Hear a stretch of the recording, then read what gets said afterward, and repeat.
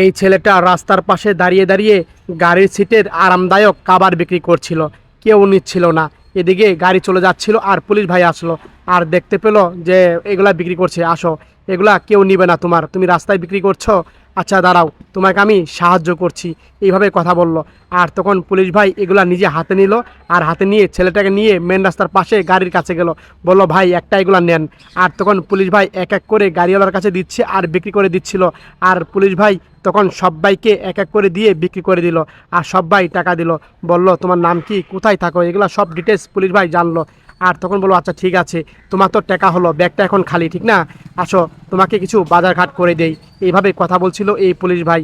আর তখন পুলিশ ভাই এই ছেলের টাকাগুলো পকেটে রাখলো আর রেখে তখন পুলিশ ভাই এই ছেলেকে নিয়ে একটা দোকানে গেল।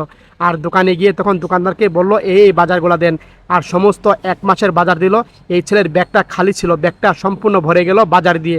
আর তখন বললো ঠিক আছে এখন যাও। এই ভিডিওটা ভালো লাগলে শেয়ার করে দিন সবাই।